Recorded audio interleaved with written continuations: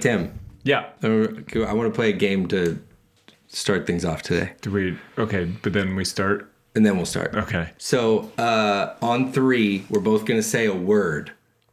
And then on 3, we're going to try to say a word that has shared similarities in the word we said. Okay. And we got 3 chances to say the same word. Oh, boy. All right. At the same time. Okay? Okay. We have no idea how we're going to start. Okay. Okay? Ready? Have you played this game before? Yeah, it's just a fun, party game. Ready? We'll see. 1, 2, 3. Elephant. Cereal. Okay. Oh, we have some time to think about it. Okay. Well, not much. Okay, ready? So you said elephant, I said cereal. We got to now say a word. Okay. This is attempt number 2. 1, 2, 3. Bowl. Cinnamon Toast Crunch. Okay. I think bowl was better. Well, I Mine made no sense. I couldn't think of anything. Me either. Okay. It's third attempt. 1, 2, 3. Spoon. Milk. Oh, geez. And you really screwed the pooch there. Do we have another attempt? Do you want to try one more? A different one? A whole new reset? I don't know. I've never played the game. We'll do one more. We got to reset. We got to do it fast. All right, it's too fast. 1, 2, 3. Parkinson's. Sheep. Sorry, it was the first thing. 1, 2, 3. Michael J. Fox. I feel like that was right there. Okay, for us. we got this one. 1, 2, 3. Teen Jesus. Welcome to the podcast. Have Jesus and Teen Wolf ever been put in the same sentence before? We are obviously... Have Jesus and Teen Wolf ever been in the same room before? Are they the same person? We don't have a lot of stories of teenage Jesus. I mean, we got the beard story. We are here... The beard story? Well, I mean, Jesus had a beard eventually. Oh, that's the whole story? Well, they don't really write the stories about the beard. We're just here to ask the questions. Yeah. That other people are afraid to ask. Yeah. Welcome to the Bible's Funny Podcast. My name's Anthony Russo. I'm here with Tim Wyckoff. We are back on our nonsense, reading through the Bible together. Yeah. Before we do, we have kind of a fun thing we get to talk to the people about today. We just did a fun thing. Well, that was fun for fun reasons. This is fun for positive additional reasons. Hey, this year at The Bible is Funny, we have set a goal for ourselves, as people do at the start of a new year and doing new things and whatnot. We are partnering with our friends at Compassion International. Mm-hmm. Maybe you've heard of them. Yeah, they're not just the national version. This is the international INT''L version of it. Yeah. Compassion International. Love the team at Compassion International. Love the work they get to do. We did get to partner with them on a different initiative a while ago, and that was great. And this one I'm also very excited about. We have a challenge for our entire Bible is Funny family, all of us. 1,000 sit-ups in a minute. 1,000 1 minute. And Compassion just wants us to be healthy. That's not real. I have to, our lawyers say, I cannot say that Compassion wants us to be healthy. They don't care. They are indifferent to our health. Our health. Our health. Right, you're right. We are not on their radar. What we are going to do, our attempt, our goal, our challenge is to sponsor 100 kids in 2025. Now, listen, you listener, personally don't have to sponsor 100 kids. Unless you want to, you can. But collectively, we're trying to sponsor 100 kids. And it's pretty cool if you're unfamiliar with the Compassion sponsorships, because the money that you give every month goes towards food and clothing and education and all these great things in these developing countries to set these kids up for success for the rest of their life. And we do it in our family. I think you've done it in your family.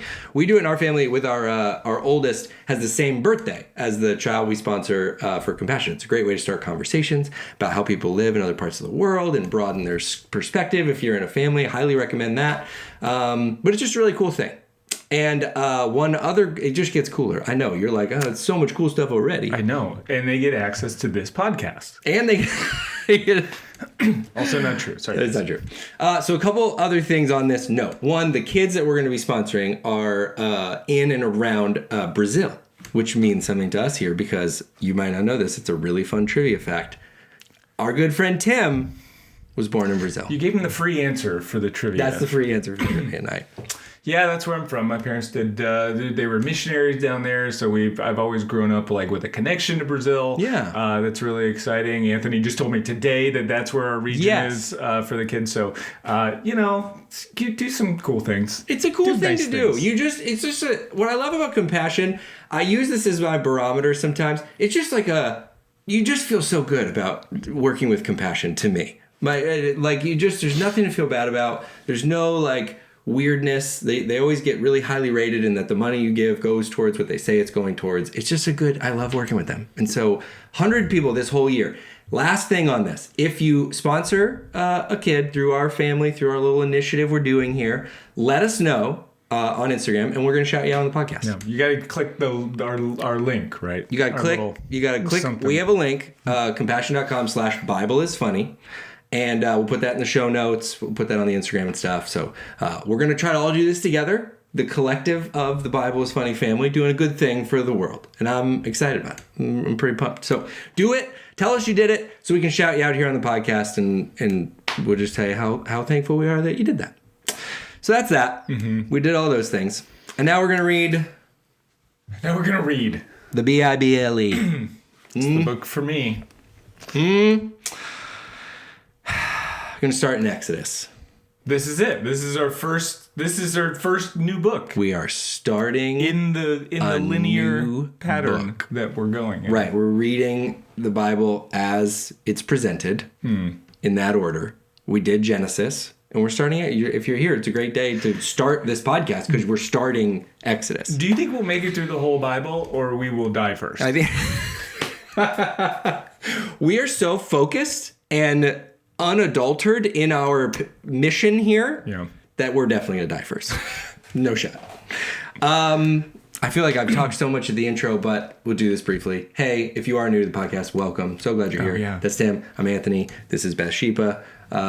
We read the Bible. We're not Bible experts. We don't know much about the Bible. We like to read it. We like to joke about it. We like to spend some time in there. It's like a sandbox that we like to play in and build sandcastles. But I wouldn't like make major life decisions based on the things you're about to hear, personally, unless, as you pointed out, you don't want to have like the most predictable life.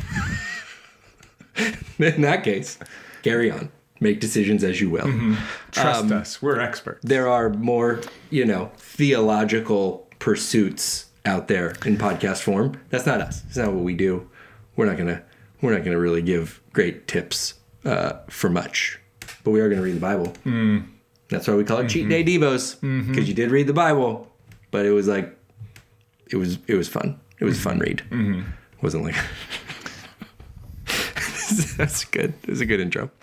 Exodus chapter 1. I assume nobody has stuck around after that intro. The whole audience has gone. They've left. Even the people that knew what they were getting into. My mom remains. You think? I wonder if at some point, I was going to propose this question. Yeah, please. Do you think at some point there's someone out there that's still listening, that's maybe an OG person that's I bet, like maybe they're so ingrained in like their old like church culture that they're like, there's a point where these guys are going to make this really hit home. They're going to really bring the lesson here. Yeah. And it's going to be like maybe 200 podcasts in. Sure.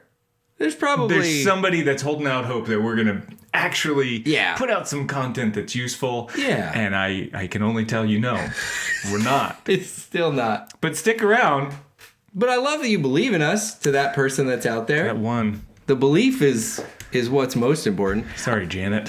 I thought you were going to say, I think there's probably a group chat among Bible is Funny people that they've timed out how long they should skip the beginning of the podcast. You know what I mean? Like, they don't tell us, but they're all on a group. They're like 5 minutes, 30 seconds. So last one, if you go like 6 minutes in, that's when it's worth listening to. Like, skip to the the last 30 seconds was fine. The rest of it I'd probably skip.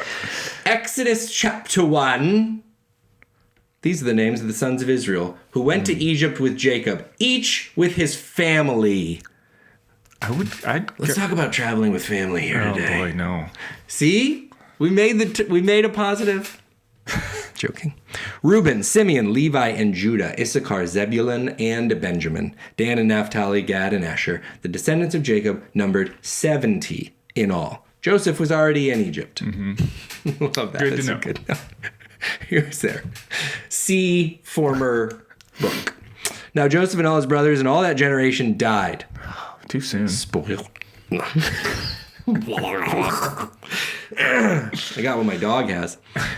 Now Joseph and all his brothers and all that generation died. Spoiler alert. But the Israelites were exceedingly fruitful. They multiplied greatly, increased in numbers, and became so numerous that the land was filled with them.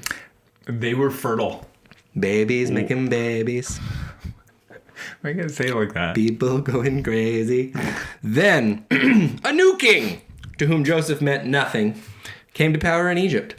Look, he said to his people, the Israelites have become far too numerous for us. Come, we must deal shrewdly with them, or they will become even more numerous. And if war breaks out, we'll join our enemies, fight against us, and leave the country.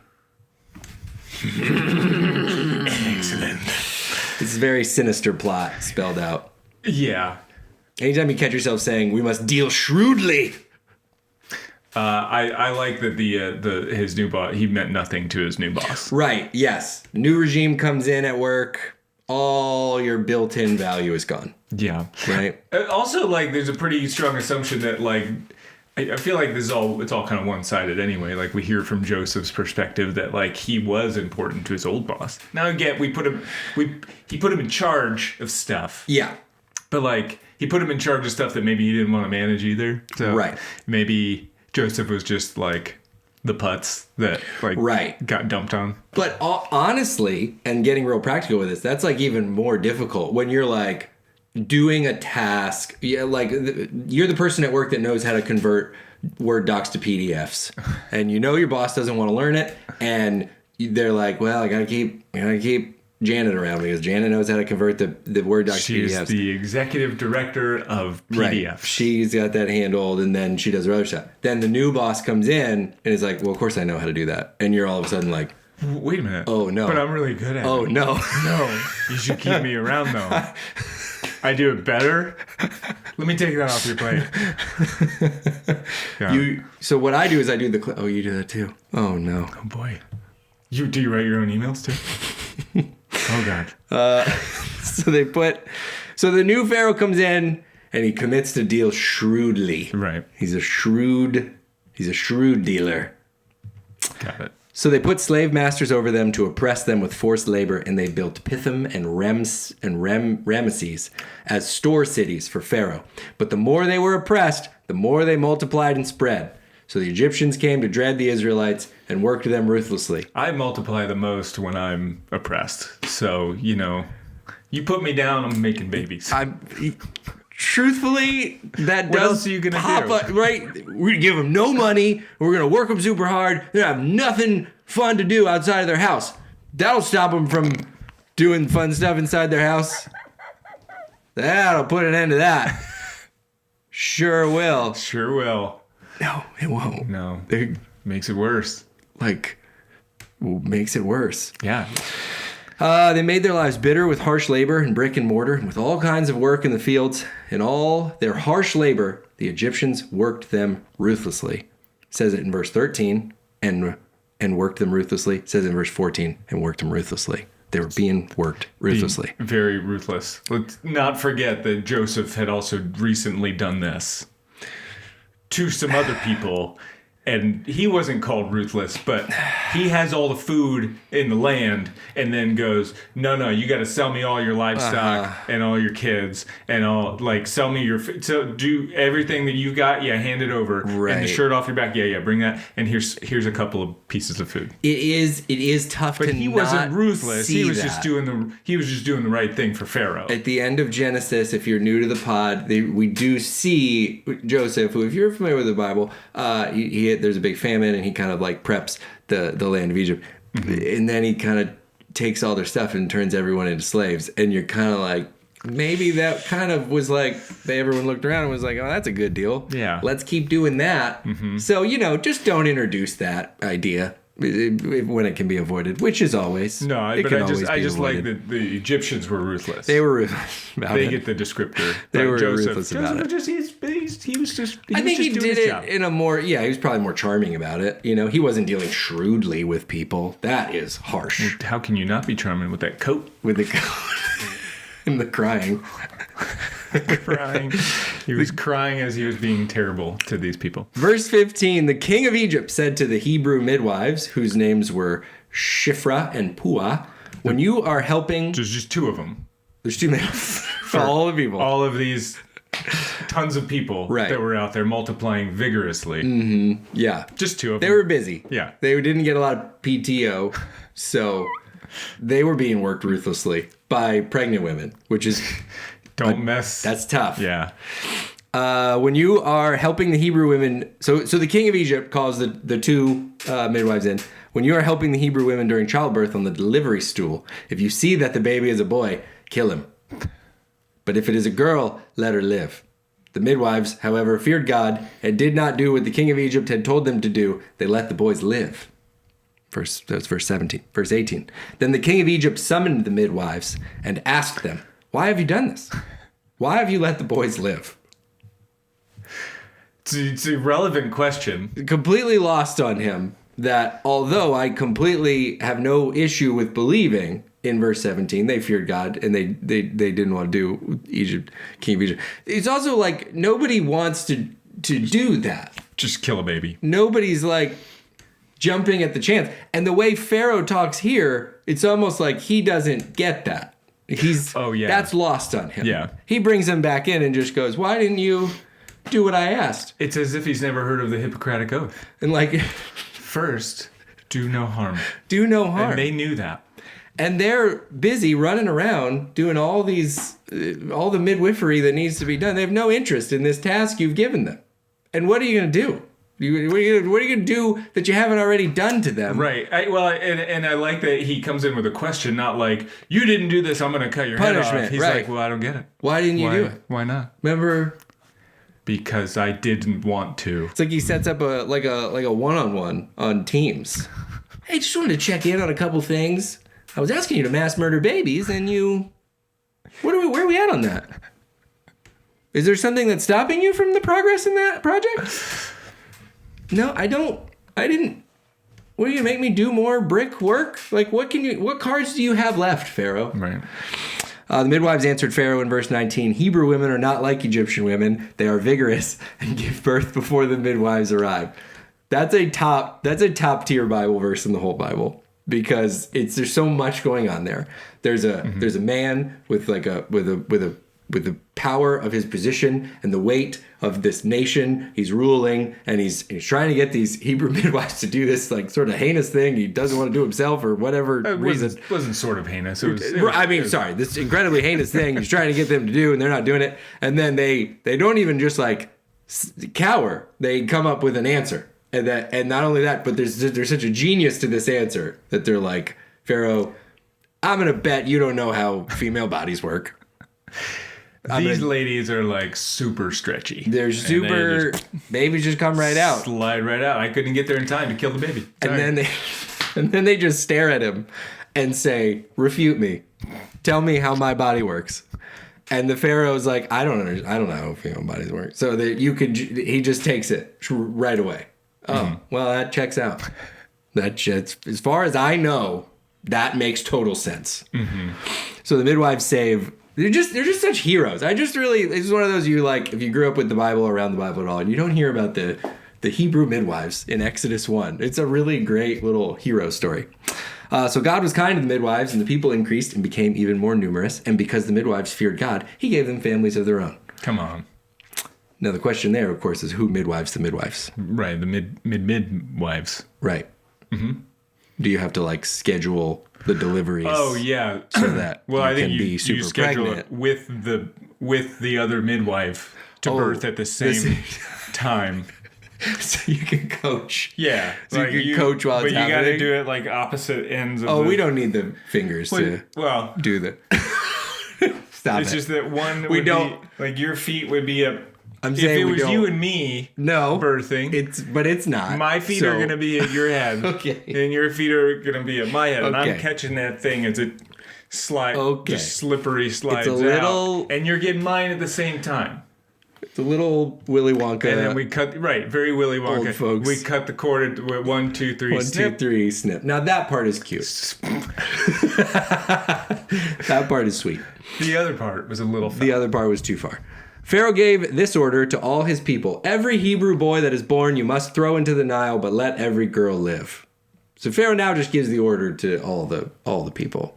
I don't know why, again, like, Pharaoh's not doing this. You certainly have the resources to do this. We've seen this. Not to get ahead of ourselves in the Bible, but Christmas wasn't that long ago, and Herod wants to get rid of a baby, so he orders this mass terrible thing. And Pharaoh's not doing it. He wants other people to be responsible for this. Right, so he calls in the midwives. He calls the midwives. Call the midwife is first attempt. And then second attempt, he tells everybody to throw people in the Nile. And that is how Exodus 1 ends, on that cheery note. Well, every Hebrew family thought they were going to get a boy. But they were in denial.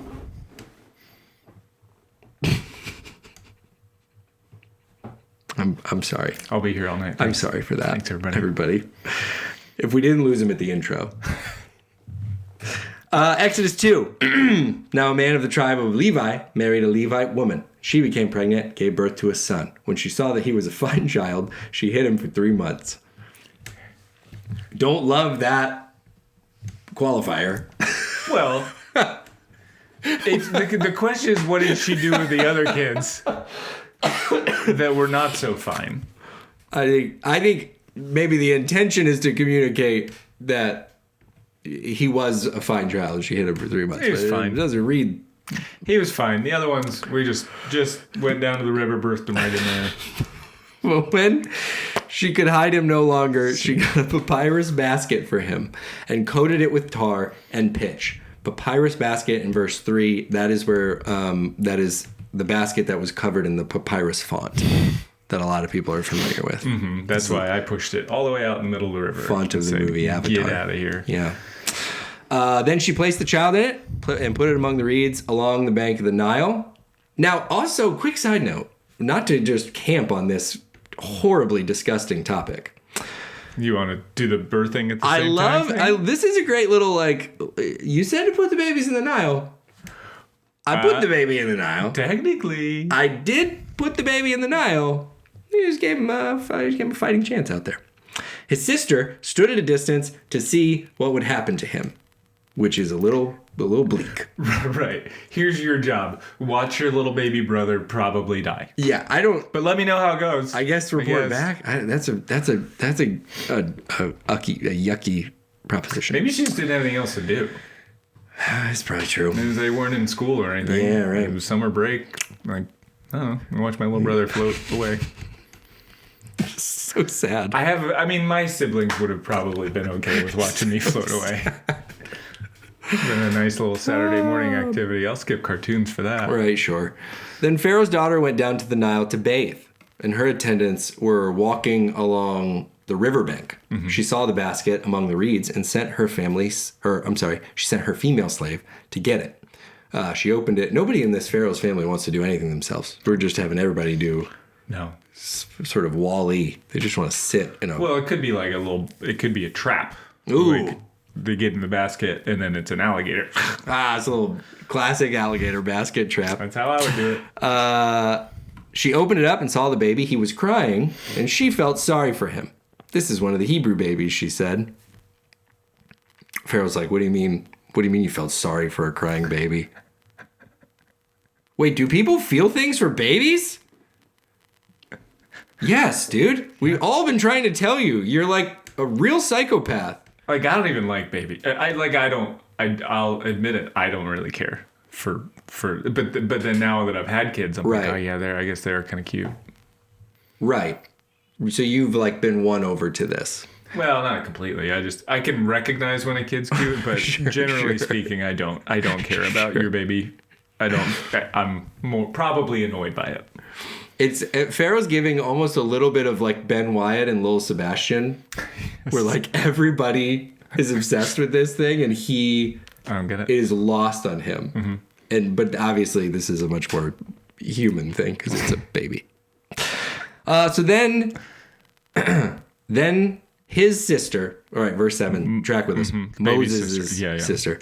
Then his sister asked Pharaoh's daughter, "Shall I go and get one of the Hebrew women to nurse the baby for you?"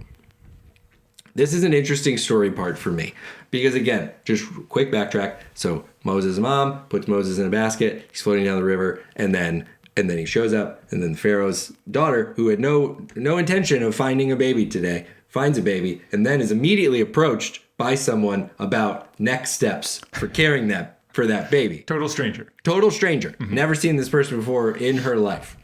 So part of me wonders about that conversation. Like, how does that go between Moses' sister? I don't know how old she is. Again, go to one of those theological podcasts and they'll do that kind of research and probably have a better idea. But I don't know how old she is. She's having a conversation with Pharaoh's daughter, who's down here to take a bath. So there's a little bit of like a privacy infringement, I would think. I don't know. But again, I'm down here to kind of bathe. I don't know you. And here you come walking up on the river. And so not only do I have that, so she walks up and is just like, is that a baby out here? Oh, what? Weird. Hey, girl. Taking a bath here? I take a bath here too sometimes. That's crazy. It's a baby down there. You should keep the baby. Yeah, you should keep the baby. And like, yeah, like, there's the baby. Oh, but the baby's going to need to eat stuff. And he doesn't have teeth. And you don't look like you're... I'm just eyeballing. You're taking a bath. I don't think you're lactating. Is that a weird question? Are you lactating? I don't think so. Girl, are you talking about? I do want to... How conversations have you found yourself in where girls are just chatting about lactating? They're always... Because it seems like you know a lot about it. They're always... It's like, the weather and lactation when stuff. We go off and we talk about football. Yeah. I assume that's one of the regular... the conversation and goes finds the nearest lactating woman is like, tell me more about what you're going through. How does it come... How do you walk up on someone who just seemingly randomly found a baby? Like, you want me to go get somebody to nurse the baby for you?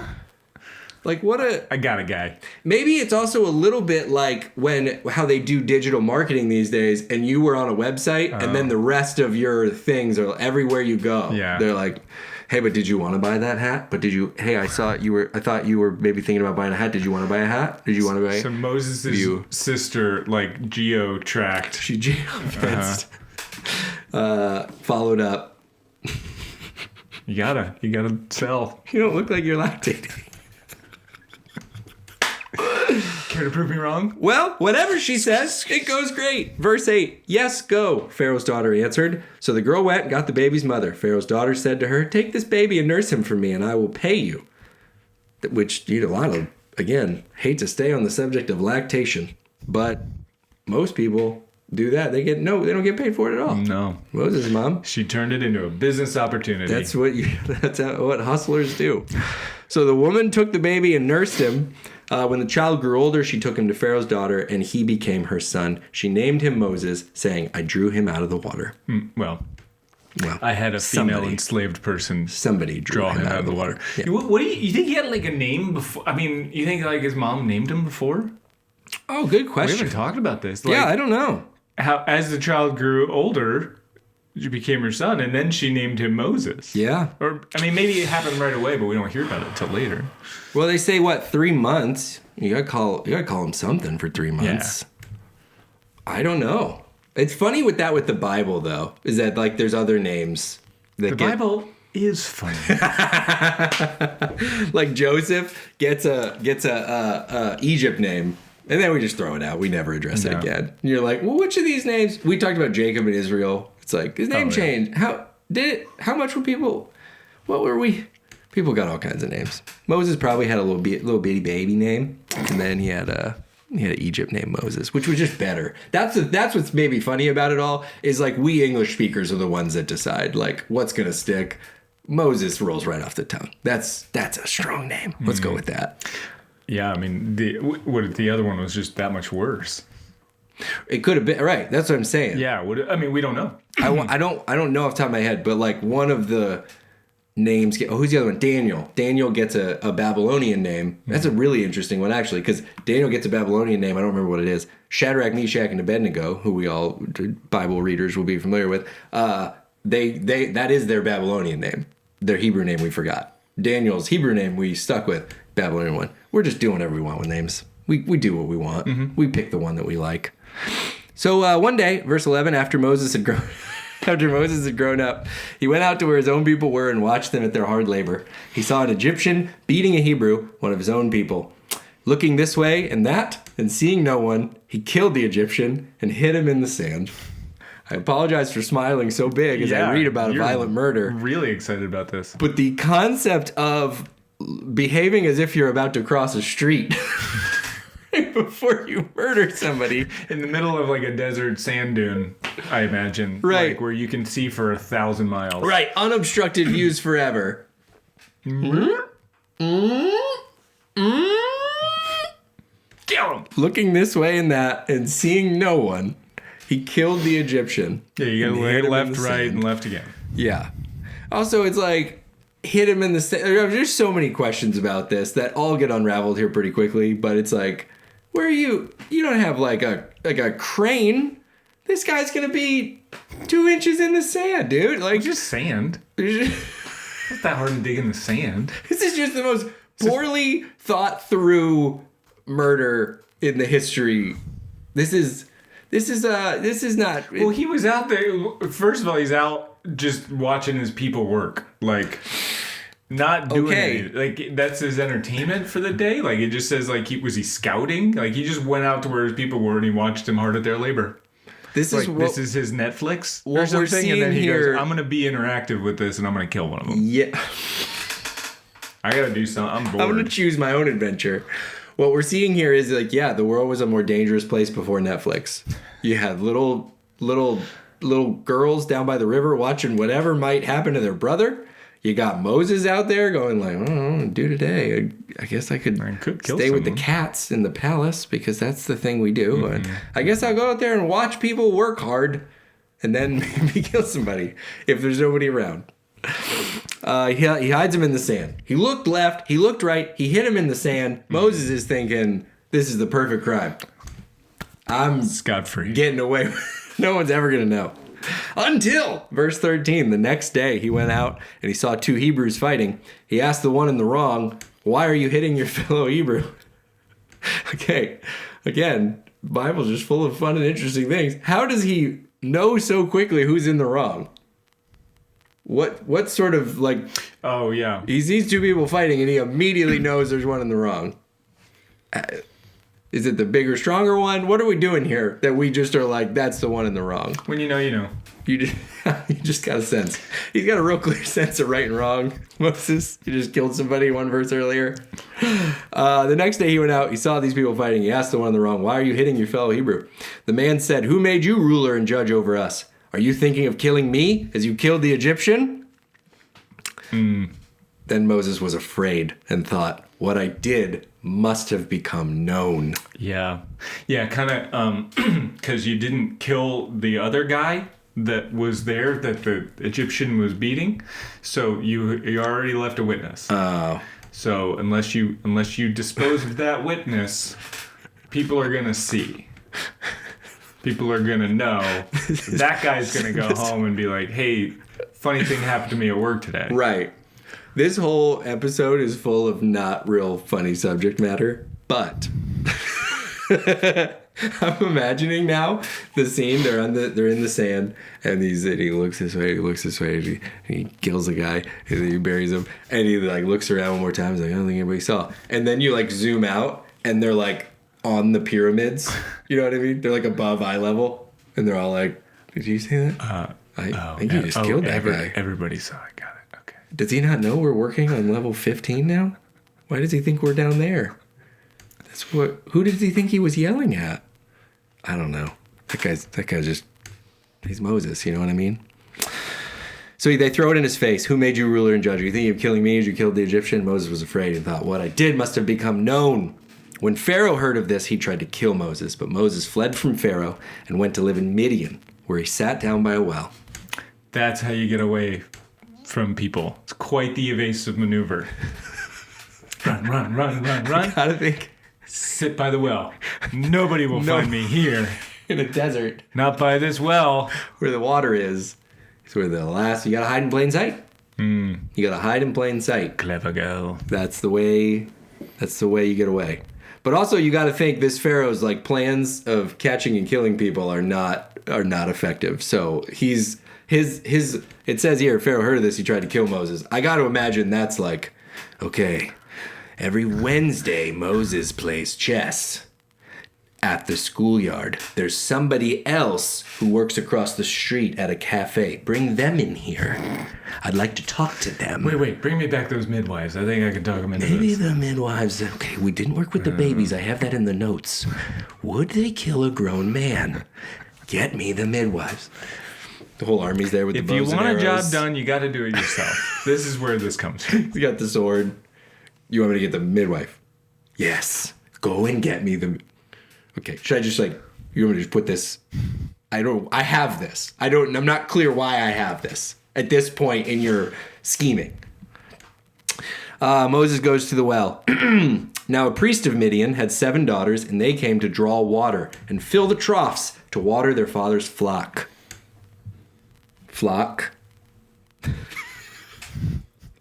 Some shepherds came along and drove them away, but Moses got up and came to their rescue and watered their flock. What a not cool bunch of shepherds. Well, we don't know if they were like trying to drive them away, or if it was sort of what happened. Yeah. I mean, we can assume, but we don't know. Like maybe they smelled so bad, or they were being really loud and they weren't very funny. Or something, because that could be a thing. They're avoiding. I've driven people away by them not thinking I'm funny. Just the presence. Showing up, and I didn't mean to do it. Yeah. It's just how life works sometimes. Yeah. Some shepherds came along and drove them away. So did the shepherds drive them away, or did the presence of the shepherds drive them away is your very valid question. And that's the kind of questions we ask here on the Bible's Funny podcast. But Moses got up and came to their rescue, watered their flock. He said, "Hey guys, your jokes aren't funny." They were like, "What?" They left to rethink everything. When the girls returned to Reuel, their father, he asked them, "Why have you returned so early today?" They answered, "An Egyptian rescued us from the shepherds. He even drew water for us and watered the flock." And where is he? Reuel asked his daughters. "Why did you leave him? Invite him to have something to eat." So apparently this process used to take a lot of time. Because he's stunned at how quickly this all happened today. Right. And it was just Moses showing up and helping out. Yeah, I think they're sort of milking the clock here. I think this is what's happened with these girls. Yeah. Is that they are used to maybe again, this is just a theory, maybe they're going out to water the flock and they're making it take all day when it doesn't really take all day. Yeah. And then they're talking and chatting probably about lactation and stuff. I can only assume. And then they come back and it turns out when Moses does it, he can just get them watered in an hour. Yeah. And then send them home and you're back early. Right. Yeah, because I hired one guy to do what we all do collectively in a full day. That's why we're back. But they're early. Aware that the thing is, if you water the flocks real quickly, you just get another chore when you get home. That's the only thing that's waiting for you. You got the goats waiting for you. Or, of course, you could go down to the river and see if somebody dies, but the options aren't great. So we just gotta take all day to water the flocks because what are we rushing for? Right. And now Moses has really kind of ruined the whole system because he's like, yeah, I just gotta fill it out. I figured out a way to be more efficient. Thanks, Moses. It's the equivalent is you just use AI to convert your Word docs into PDFs. It takes 2 seconds. It's done. No, that was my job, man. Janet is crumbling somewhere right now. So mad. She's watching a profession, a career disintegrate. Reuel asked his daughters, "Why'd you leave him? Invite him to have something to eat." God, it was really nice that he did that. You should bring him over. We'll have some food. Moses agreed to stay with the man who gave his daughter Zipporah to Moses in marriage, as one does. Mm-hmm. You were really quick at feeding those flocks. You want to marry my daughter? You want a kid? You want a wife? You want to get married? Anything else? Today? Give you dinner. You could have some more wine. You can marry my daughter. What do you? Yada, yada.